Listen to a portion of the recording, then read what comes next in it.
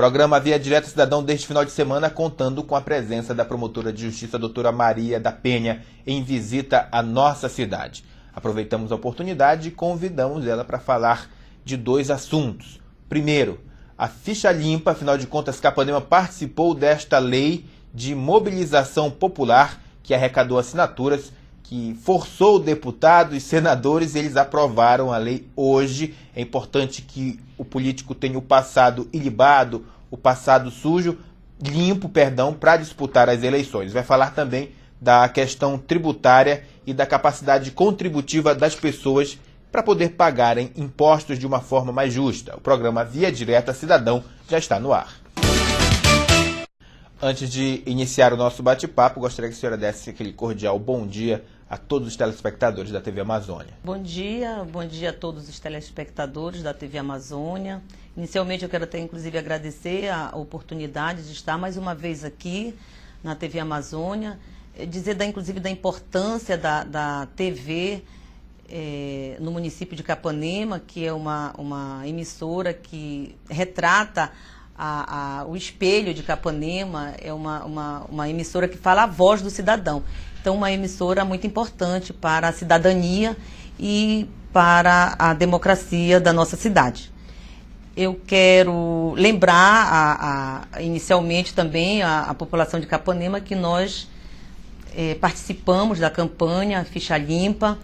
É importante lembrar essa participação dos eleitores que contribuíram com sua assinatura, e a gente novamente está voltando para falar sobre esse tema, batizado como Ficha Limpa, batizado pelos eleitores e pelo, inclusive, o poder público, que foi finalmente, a lei foi aprovada. Inclusive, foi em 2008, quando começou essa campanha, em maio de 2008, nós participamos, nós como membro do Ministério Público, eu como promotora de justiça, que temos a missão constitucional de defesa do regime democrático, entendi que não poderia ficar de fora dessa campanha aqui em Capanema. E outros órgãos também participaram a nível nacional, como a CONAMP, a Associação da OAB, a Associação dos Magistrados.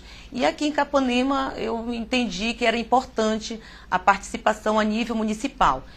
E hoje eu quero dizer a esses que participaram da coleta de assinatura, porque na época foi em maio de 2008 e a campanha se estendeu até em agosto de 2008, que coincidiu com a campanha municipal. Muitos, inclusive, não acreditaram nessa nossa proposta do projeto de lei da Ficha Limpa. Muitos até achavam que era porque era um período eleitoral, que aquilo ia passar e não ia dar em nada. Mas deu e muito. Finalmente a lei foi aprovada, depois de 2 anos, precisou desse decurso de tempo para passar nas comissões, ser aprovada na Câmara Federal, no Senado, e finalmente ser sancionada pelo presidente da República. Foi publicada no Diário no dia 7 de junho, e a partir daí é lei e está valendo em todo o Brasil. Após a aprovação e sanção do presidente da República, surgiram alguns questionamentos relacionados a essa lei denominada de Ficha Limpa. De uma forma mais fácil para entender, foi denominada de Ficha Limpa. Surgiram vários questionamentos. Um deles, se a lei já vai valer para esta eleição. Um outro questionamento que ficou na cabeça das pessoas, se ela vai valer para condenações que foram feitas antes da aprovação da lei. O que é que vale, o que é que não vale? Responda sobre alguns questionamentos, sobre algumas dúvidas que ficaram na cabeça da população a partir da sanção da lei. Quando ela foi aprovada, essa lei, muitos questionamentos surgiram. O primeiro deles, inclusive, foi se ela já ia valer para essas próximas eleições que se avizinham. O Tribunal Superior Eleitoral entendeu que sim. Houve inicialmente esse questionamento porque existe uma regra de que toda a lei, para vigorar na eleição, tem que ser aprovada um ano antes. Mas o Tribunal Superior Eleitoral entendeu que não ia modificar o calendário eleitoral e que deveria prevalecer, inclusive, o princípio de interesse público, que valeria a partir dessa eleição.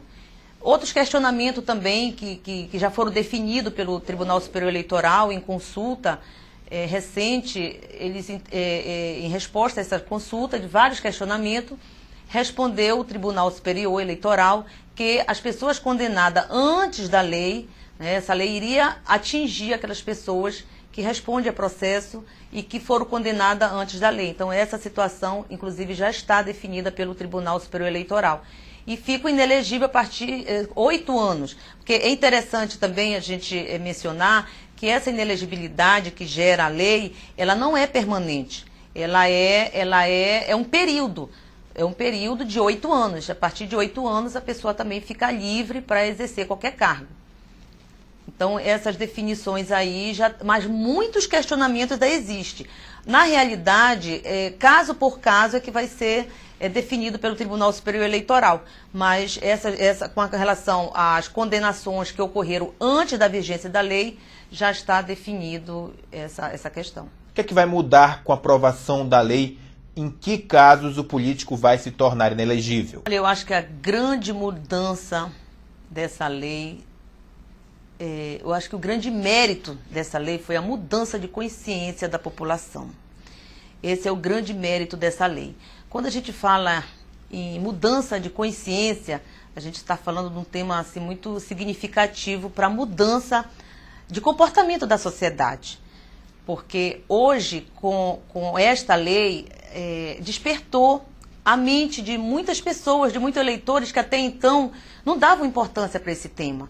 A importância que é ter pessoas íntegras, pessoas honestas, pessoas que respeitam os princípios de honestidade, de probidade na administração pública. Então, essa é uma questão muito importante. Com essa lei, a gente vê que novos valores foram introduzidos na sociedade, novas ideias, e isso, com certeza, modifica o comportamento daquela sociedade. Eu acho que essa é a grande mudança, que nós estamos evoluindo, a sociedade está amadurecendo com esse questionamento, e esse é o grande mérito realmente dessa lei, porque a gente sabe que há muitos políticos entram na política, uns com muitos bons propósitos, mas outros entram para se beneficiarem, para ganharem uma imunidade parlamentar, para ganharem um foro privilegiado, para colocarem suas empresas para trabalhar no órgão público. E o interesse público do cidadão, aquele interesse do cidadão, fica em segundo plano. E essas pessoas que, com certeza, entram na política mal intencionadas, pessoas ligadas realmente a essas questões de criminalidade, elas não entram na política para o interesse público, e sim para interesse pessoal. A população tem que se dar conta disso, tem que ter a consciência e realmente afastar da política essas pessoas, como já existe em todo ingresso no concurso público, ingresso no setor público, todos os cargos, por mais simples que sejam, exige justamente essa questão da probidade, da moralidade, e por que não se exigir de cargos importantes do Poder Legislativo, do Poder Executivo. Então, essa lei realmente veio despertar a consciência da população para toda essa questão. Há outro questionamento, quais são os casos que a lei prevê.